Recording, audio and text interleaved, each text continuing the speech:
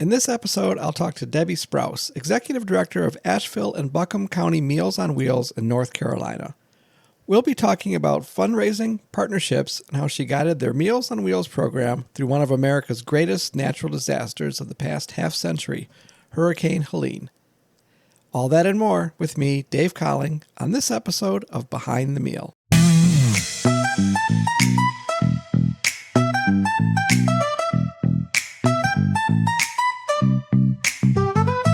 Hello, and welcome to Behind the Meal.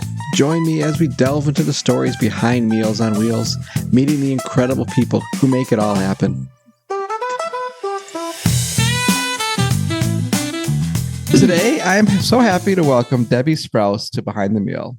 Debbie is the Executive Director of Asheville and Buncombe County Meals on Wheels in North Carolina. She has been with the program for over 10 years in different roles and served in her current position since 2020. She led them through the COVID-19 pandemic and in 2024, one of the worst hurricanes in recent history to hit the United States, Hurricane Helene. Debbie also serves on the board of Meals on Wheels North Carolina. Debbie, welcome to Behind the Meal. Thank you so much, Dave. I'm happy to be here. Well, and we're happy to have you and to learn about you and the program and here are some of the wonderful things that are going on. Well, just give us a little bit a background about your program and who you're serving, your community, and what it looks like. All right. So Meals on Wheels of Asheville and Buncombe County has been in operation for nearly 5 decades. Next year, we will be celebrating our 50th anniversary. We are serving about 600 plus meals each weekday. About 150,000 meals a year to over 1,000 plus unique seniors. In Asheville, we do have one of the largest growing senior populations. And what I have seen over these last 5 years is an increase of nearly 50% of meal production. And we are really joining forces with Meals on Wheels of America and the National In the Wait campaign. And that's one of the big reasons for such significant growth for us is every time we get, a large group of seniors on our waiting list, we want to actively get them off of that waiting list and onto service and getting the support that they need. What are some of the steps you've taken in or maybe I should go back a little bit further. Tell us a little bit more about the End the Wait program. Yes, In the Wait is where there are so many Meals on Wheels programs that actually have seniors that are on a waiting list for service. Mm-hmm. And there are a variety of reasons for that. For us in particular, when a current route maxes out, and for us that number is 16, so when we get more than 16 seniors on a particular route, that means a particular area of Buncombe County, they end up going on a waiting list for service. And when that waiting list begins to reach 8 to 10 to 12 seniors, then we recognize that we have an area of Buncombe County that is experiencing more need. And so we want to make sure that we create an additional route in that area and get those seniors served. For us, over the last, again, in the introduction, you talked about COVID and Hurricane Helene. Mm-hmm. 2 of those things really have driven us to increase our meal delivery routes. So in 2020, we had 38 total meal delivery routes. Now, today, we have 47 new meal delivery routes, and we're probably going to be adding a new one within the next couple of months. In that growing population you talked about, are you seeing more diversity in that population as well? That's a good question. What I think is happening, I think there are several factors happening. Mm-hmm. We do have a growing population of seniors. Folks are moving to Asheville to retire. Hmm. And so that alone has increased as these baby boomers are, aging, they find themselves in need of home delivered meal service. We also are a tourist service economy, and it is becoming expensive to live in Asheville. So it is pushing more of our seniors out into rural areas of Buncombe County. That's where we're seeing a significant growth in the number of folks on a waiting list where we've had to start new routes. They've been more rural. And I think the reason for that, again, is just the economics. So diversity, I would say we do have I would say at least half of our population faces financial Hmm. security as well as food insecurity. And then the other half is more of a healthy population of seniors that want to remain living independent, Yeah. but they do have mobility or physical issues that, keep them from being able to get out and about and get meals on their own. I've also seen quite a bit of an increase in children of parents, so children that don't live in North Carolina Mm. or in Asheville, and they are trying to keep their aging parents living independently, which is what they want. But the children recognize that mom or dad shouldn't be driving much, and having someone like Meals on Wheels and a program where we're delivering at least 5 days a week gives them security and peace of mind, knowing that someone is checking in on mom and dad. So you've got your clients in your service area, then you're probably dealing with kids, I'm guessing, all over the country. Yes, yes. It's one of the big things that we saw with Hurricane Helene is our communication systems went down as well. So children who were trying to get in touch with parents couldn't. And they were oh so happy to hear from us, because that's one of the first things we started to do after the hurricane is start to reach out to our seniors by telephone. Mhm. And when we couldn't get to the seniors, we would call the emergency contacts, which were the children. And they were ever so delighted to hear from someone in Asheville and could get an update on what is going on with mom and dad. We haven't been able to communicate. Right.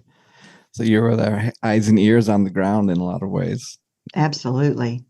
Well, you mentioned a little bit too about the growing rural population that you're working with. What would you say would be that split between that urban and rural, and what do you see as far as those route creations? When you're looking at an urban route versus a rural route, or even get just physically getting the food, the distance, Yes. keeping it hot or cold or whatever it may be. Yes. So, of our 47 meal delivery routes, about less than half are in the Asheville area. So, the half or more are in our more rural parts of Buncombe County. Mm-hmm. And what created some issues for us is finding volunteers to run those rural routes. Yeah. So we had to get creative and also seek separate sources of funding to help us hire paid drivers. So what that means for us is in areas like Candler West, Leicester, Swannanoa, we've had to hire paid drivers to do those routes, and they are delivering to upwards of 20 plus people each day. And when we're talking rural, we're also talking distance Yeah. between houses. Not that there's a lot of distance, but you know, a Leicester route could have 55 to 60 miles that Wow. individual is traveling to make that route, to make that run. So it's more beneficial. It works better for us to have paid drivers do those, and then kind of utilize our volunteers to do the smaller, more in-town routes. But again, I've only got 4 paid drivers doing 4 routes out of 47 routes, so it's really just a small portion. Do you have partnerships or churches or programs? Where you get a lot of your volunteers that you're working with. That's another benefit of being an area that attracts younger retirees or retirees Mm-hmm. in general. We have a large group of folks who want to volunteer with us, and a lot of them are retired. We also have a growing number of younger professionals that have remote positions.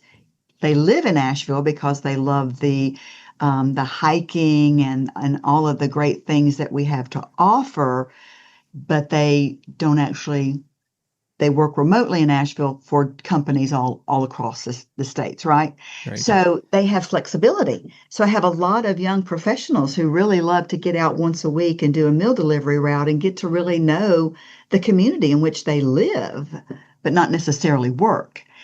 And then I have a lot of parents that like to do meal deliveries with their children. So Sure. we've been really fortunate to have a pretty decent volunteer pool to attract and utilize, but it's not quite enough for the growth that we're seeing. Mm-hmm. Well, certainly with the program I'm with and others I've talked to, during COVID-19, I think it really shined a light on our volunteers. Some of our volunteers are, in that same age group that the folks they're delivering to. And so to hear that you've got some of these younger volunteers coming in and remote workers is a great, that's fantastic. It's something probably other programs could maybe do some focus on too. And there's so much of that now happening for folks working it from home. Absolutely. It's been a lifeline for us. It really has. For sure. What beyond just those meals, sometimes or what other some programs do you? Looking on your website, I saw some grocery delivery and then farm to elder. I'd love to hear some more about that too, and hear beyond just the hot meal or frozen meal deliveries. Absolutely. For us, one of our longer running supplemental programs is our pet food program. Mm, Asheville is also a very love dog, love pet kind of community. sure. And we have been able to really attract donors to help support the efforts of feeding pets of seniors. So if we've got 600 plus seniors that we're feeding each weekday, those seniors have dogs and cats, they're pets, which really are very loyal, trusted companions and many of these seniors live alone, so we want to keep seniors and pets together. So we know if the seniors having difficulty feeding themselves, they obviously are going to struggle to feed their pets. Yeah. So the pet food program is wildly popular, and we currently have 150 plus pets that we feed each week. Wow, that's right. Yes. So we have a wonderful volunteer who comes in and packs up the pet food based upon the person and the route and the number of pets. And then those pet food deliveries go out with a typical daily Hmm. meal delivery. So it's really very easy to do. One of our newer programs is the grocery shopping program. And this came about with COVID-19. There were some additional funding for programs like a grocery shopping service. Yeah, I guess COVID really made Instacart and that whole grocery delivery popular. it did in my house. Right? So there was some funding for nutrition providers if we wanted to go into trying to do grocery delivery for seniors, and we took advantage of that. And the program is now 3 years old, and we are serving about 17 seniors on a regular basis with free grocery delivery. And that looks different depending on the senior. For Hmm. example, some seniors use their SNAP benefits. So Mm. we would actually have to, go to the home, get the card, get the grocery list, go do the grocery shopping, and then come back with those groceries. Some seniors are actually savvy enough that they can place their own orders online with their smartphone, pay for it with their credit card. We just simply go and do the grocery pickup and then make the delivery. So we're very specific with our seniors about who qualifies for the grocery shopping service. It's those that do live alone. They don't have any other family or friends who can shop for them, and they don't have the ability to drive themselves. So it is a small number that we're serving, the 17, but it's kind of expensive program to operate. Right.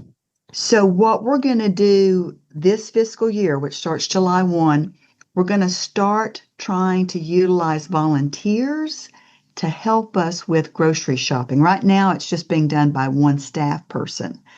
But we want to expand the seniors that we can offer this service to, and the only way we can do that economically, financially, Mhm. is to utilize volunteers. So Well, wish us luck. We're going to for pilot it. sure, for sure. I think it's one of those things people forget sometimes that all these wonderful programs aren't free. They No, all cost money. absolutely. We just did an analysis, and it's about $29 an hour, to Mhm. grocery shop. And what we've got to figure out is what's the average grocery shop trip? Is it an hour, or is it 1.5 hours, or is it two? And we're not quite there yet, but by the end of June, we're going to tally those numbers up to kind of see. That way, we would be able to really share with the volunteers who are helping us Mhm. the real cost benefit of them donating their time, their cars, their gas Right. to do this for us.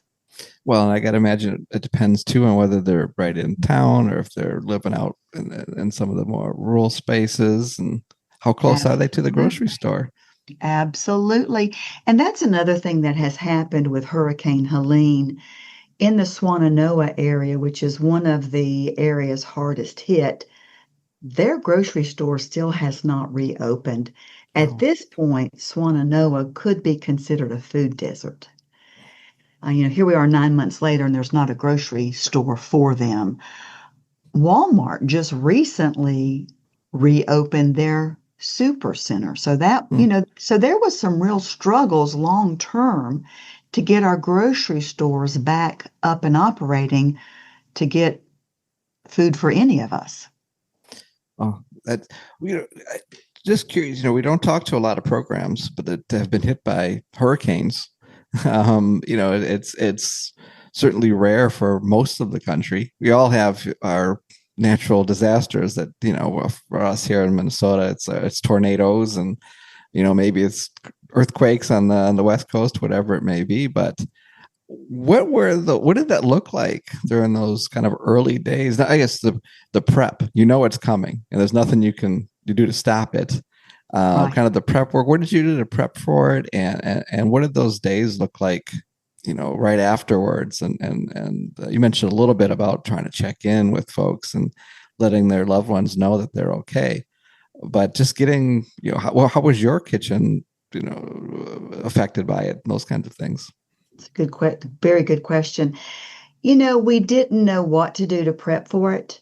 I remember sitting with my husband and our weather person saying, this is going to be historical and catastrophic. And I just looked at my husband and I thought, wow, how do you prepare for that?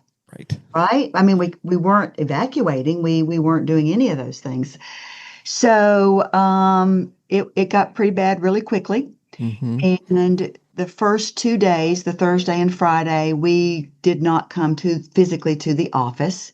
But then on Monday, we came back in and we immediately started calling seniors. That we knew that was the first step. Because we didn't have water, we couldn't operate our kitchen. And we didn't have water for 53 days. Wow. Crazy. Our water system was just devastated. Yeah. So we did the check-ins. We started making visits with my paid drivers, Mm-hmm. and then we put a plea out to the community to say we need food, shelf-stable food, and we need volunteers that are willing to go out and make calls to see our seniors, and we've got 600 plus seniors. Mhm. The response from this community was amazing. I had tons of food being brought in, water, gas, propane, toilet paper, paper towels, anything you could imagine that we needed, we Yeah. got it. And there was a plethora of volunteers here every morning at 9 o'clock waiting for assignments. Mm. So we just started getting out to the seniors. We just started making those deliveries. And we continued that until, very quickly, World Central Kitchen got set up in Sure. Asheville, and we started working with them to get hot meals along with those shelf-stable meals out to the seniors. And we also partnered with the Red Cross to Mm. get hot meals. So really, we only missed 2 days. And then after those 2 days, we were in Oh. here pivoting our delivery model and making sure that we got out to all of the seniors who needed us. And you had asked me a little bit earlier about churches. There Mhm. was a particular church in Swannanoa, again, one of those areas I mentioned very hard hit, who they called me and said, "We have set up a distribution center here.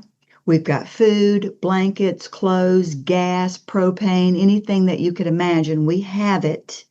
And I've got a ton of volunteers, and we want any seniors that live in the Swannanoa Black Mountain area, if you will send us your route sheets, we will check on them daily." Wow. That's what we did. So you So really became more than just the food too. You were delivering. You were delivering, like you said, blankets or whatever folks needed. water, my Water. gosh, we needed water. It was amazing. Yeah, this community came together in a way that was absolutely amazing and astounding.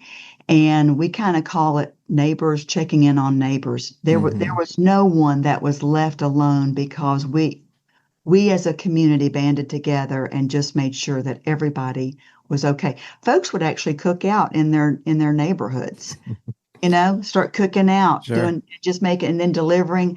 You could come and eat, or we would bring the food to you if you were homebound for whatever reason. Wow. That's It fantastic. was yeah, and we've recovered from that for the most part. And like I Hmm. said, basically we're still trying to get grocery stores all online up and operating again, but for the most part for us, things are back to normal.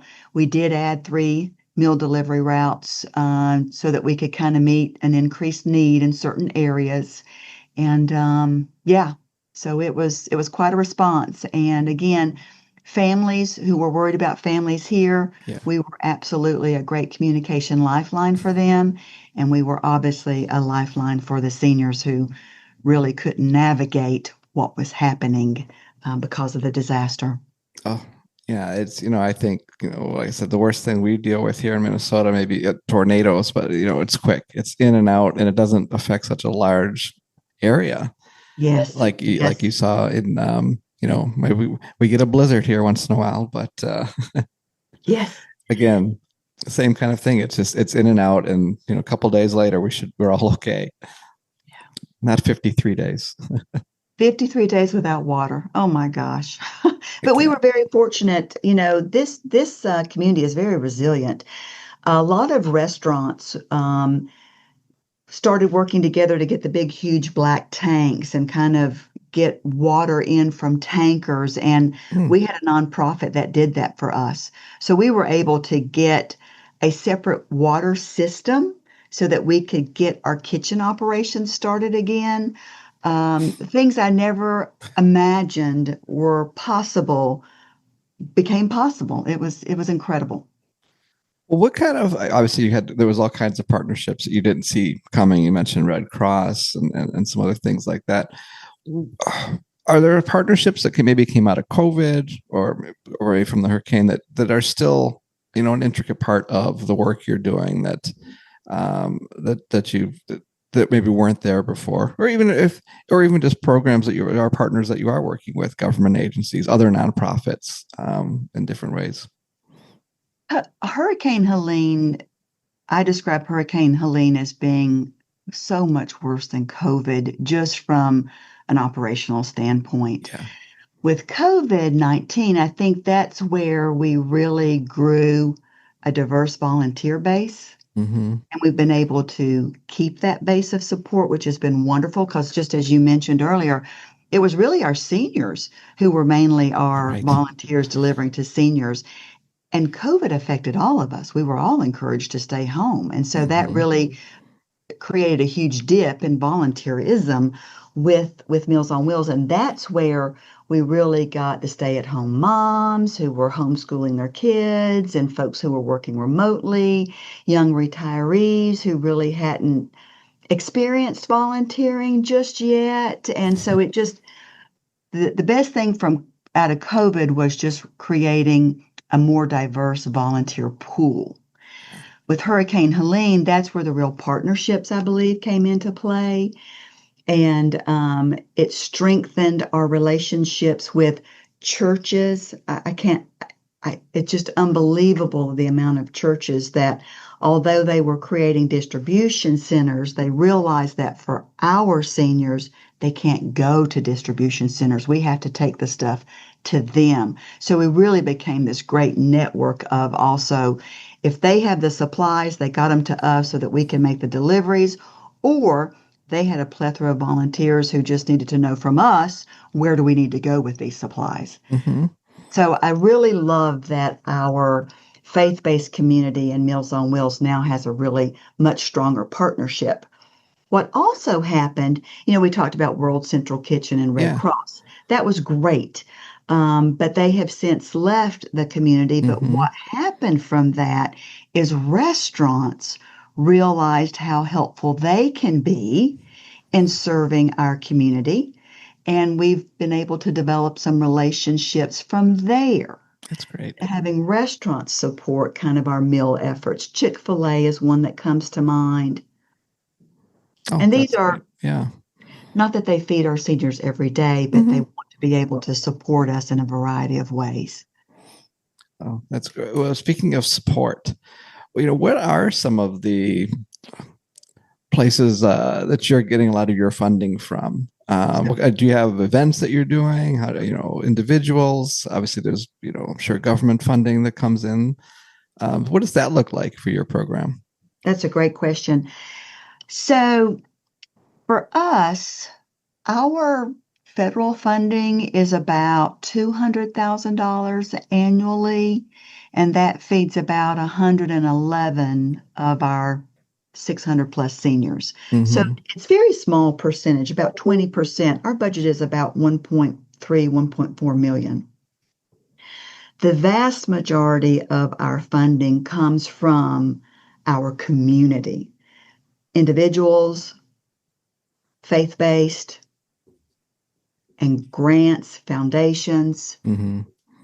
Business is kind of smaller, but we do have a lot of small businesses. We don't have a lot of large businesses in Asheville.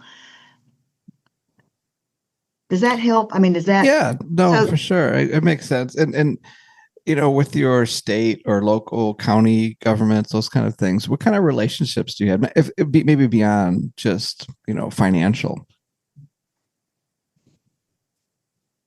I think the biggest source of support that has grown for us is really not county, Mm-hmm. city or county dollars.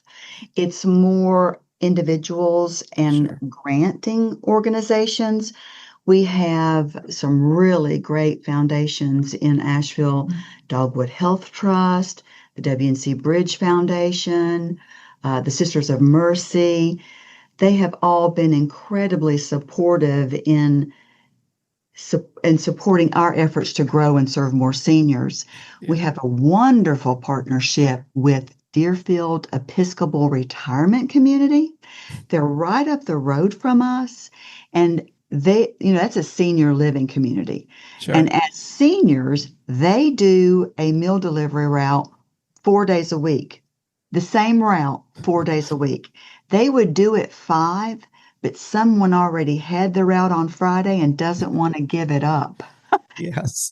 So along with being really strong volunteers for our program, They also have a foundation. And last year, they gave us a $150,000 gift because we were going to experience a budget shortfall. We grew really fast in the number of meals and seniors that we were serving, and the funding wasn't keeping pace. Sure. And so they really stepped in with a pretty significant gift to support those efforts. So it's truly 80% of our support is our community. Yeah.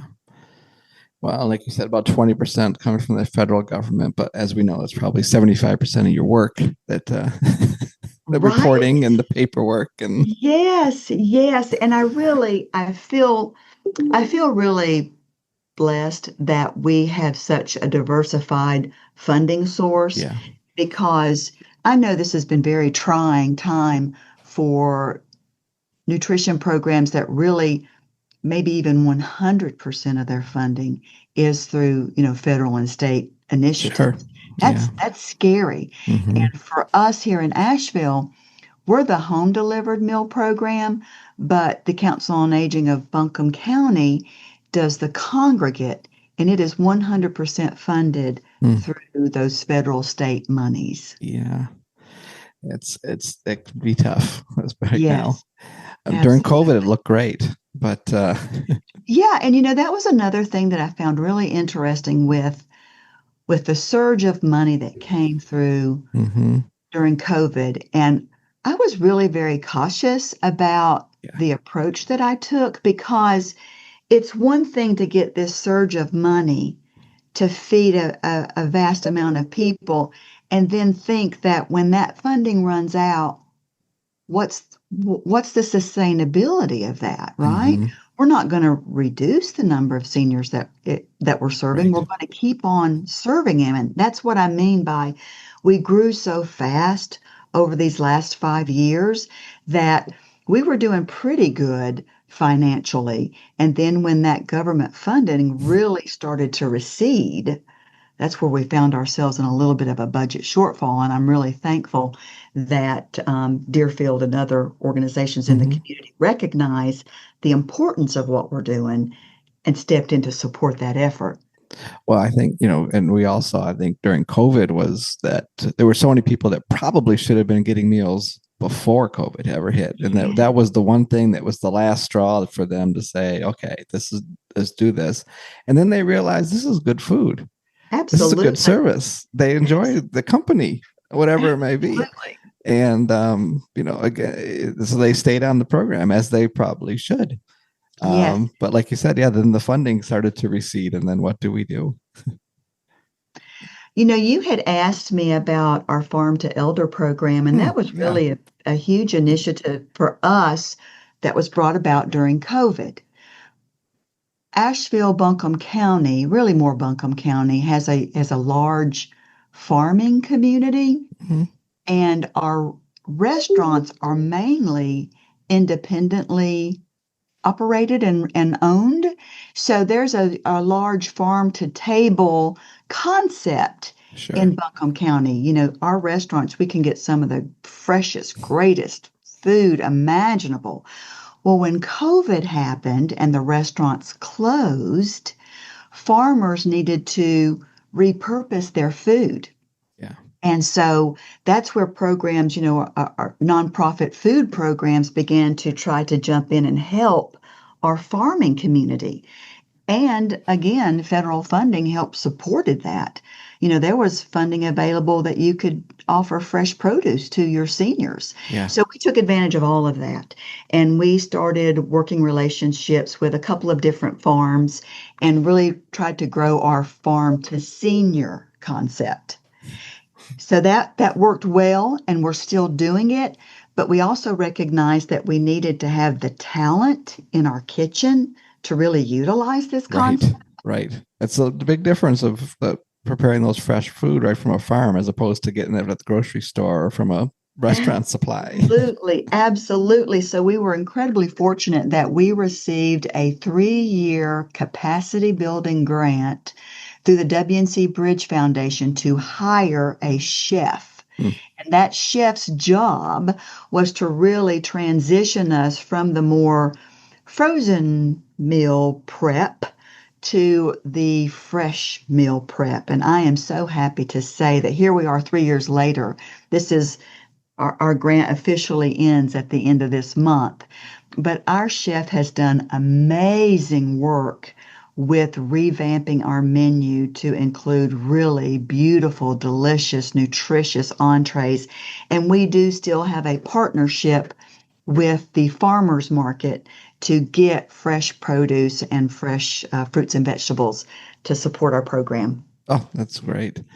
Well, when you look ahead, 5 years, 10 years from now, what are some of the things that maybe it's initiatives that you'd want to see, or where's, how do you, address the growth you've talked about? Weather events that may or may not be more frequent in the future, whatever that happens.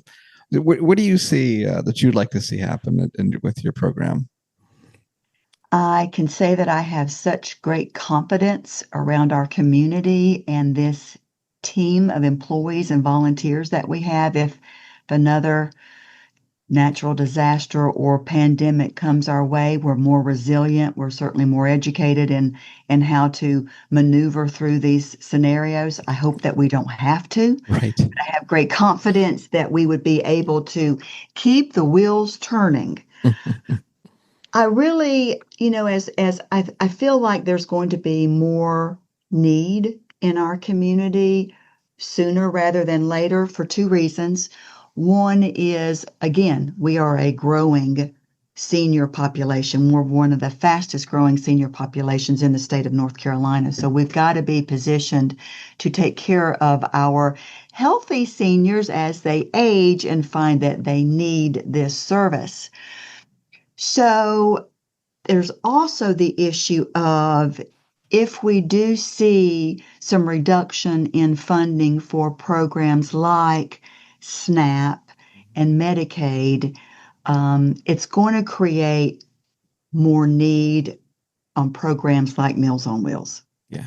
More families are going to say, I was able to feed mom and dad or grandparents, but now that my SNAP benefits have been reduced, I need someone to help me with meals for them. So I really feel like it's going to create a bit more of a need. So I would like to really be positioned to meet that need, which is another reason why we really want to adopt that concept of ending the wait. We don't want any seniors on a waiting list that they just deserve the meals and the food, and we want to make sure that we are in a position to do that. So what that means for us moving forward is, can we grow that grocery program? I think that's important. Yeah. So that's why we want to try this whole volunteer concept and grow the grocery program, because if seniors can cook for themselves and but they can't grocery shop, Yeah. then can we help with that? Can we help get food into their home that they can then cook and care for themselves before they need the true home delivered meal program? So that's one of the reasons for really trying to expand that grocery shopping service. Then the hot meal delivery 5 days a week is a real wonderful program, but I am seeing more and more Meals on Wheels services move to that once a week frozen meal delivery. Yeah. And so our new routes are the newest routes that we've started. There's been two of them have been the frozen meal delivery. So that's a concept we're going to see. That's the concept we're going to grow. When we need to add a new route, we're going to do the frozen meal delivery once a week. And we want to see if that truly meets the need of our seniors, both in terms of getting the nutrition that they need, but also in helping them continue to live independently. Because now we've gone from, a concept where there's 5 days a week of a visit to 1 day a week visit. So we want to make sure that if we continue with that frozen meal delivery model, that it's meeting their needs. Yeah. No, that makes sense, and we have heard that from a lot of different folks. So we're certainly and here in Minnesota too, we've seen a lot more growth with that frozen or even just cold meal delivery. Yes. Just it saves time and fun and funds, for those seniors that are able to prepare it for themselves. Yeah. Absolutely. Well, one thing I didn't ask is what brought you to either Meals on Wheels or just to the nonprofit space? Was there a moment that brought you over? I've always been attracted to having a job where you feel like you're doing something meaningful and really contributing to the community as a whole. Hmm. And I started with in a drug and alcohol treatment facility, believe it or not. When I was in college, I started working at a program called Woodhill, and I absolutely loved it. But I realized that um, substance abuse counseling wasn't going to be my calling. I Hmm. appreciated what was happening there, and I Hmm. really appreciated being a part of it. So from there, I went to work for the healthcare system in the foundation. So I became a fundraiser for, building our neonatal intensive care unit and raising funds to build a children's outpatient center and our outpatient cancer center. And again, I really loved being a part of doing something significant in the community. But being in the healthcare system, I didn't always get to see the recipients of Sure. that. So I was really drawn to Meals on Wheels when they were looking for a fundraiser. And I came on board and I immediately was able to do my own delivery routes. So I got to see the seniors that actually benefited from the service. Yeah. It just made me a stronger communicator, fundraiser. It helped me see what was working and what wasn't working, and eventually led me to be in the executive director role, which I absolutely love. And I really feel like this is the place where I want to be and stay and have impact and make a difference. No, that's wonderful. And that fundraising background is so important too. Yes, You really get your hands in all the parts, all the gears when you're doing yes, that work. So no, it prepares you probably well for an executive director position I think so. I for sure. absolutely think so. Well, speaking of fundraising or volunteers, if somebody wanted to reach out to you, maybe they want to write a big check after they hear this, or they want to come and volunteer. How would they reach you? The easiest way to get connected with our program is to visit our website,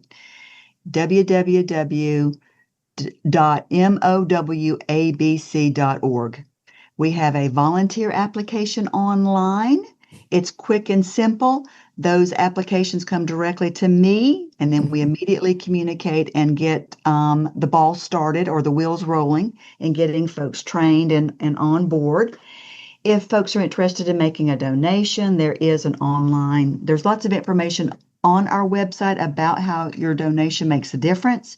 $35 can feed a senior for a week, $150 can feed a senior for a month, and $1,800 can help feed a senior for a year, which is really a great investment if you have, disposable income. What a great investment.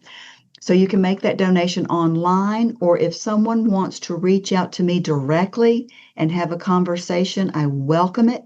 You can reach me at 828-253-5286. Well, thank you so much. And the work you're doing, and especially hearing about what happened after the hurricane and during the hurricane, that's something that a lot of us don't get to experience, which is not a complaint. Yes, I understand. Yes. But to have somebody like you and your program there to when those things do happen is fantastic. And Thank you.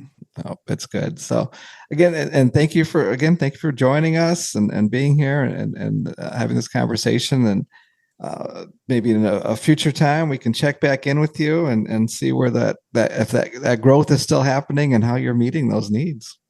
Absolutely. I would welcome it. Great. Well, thank you again. Bye bye. Thank you, Dave.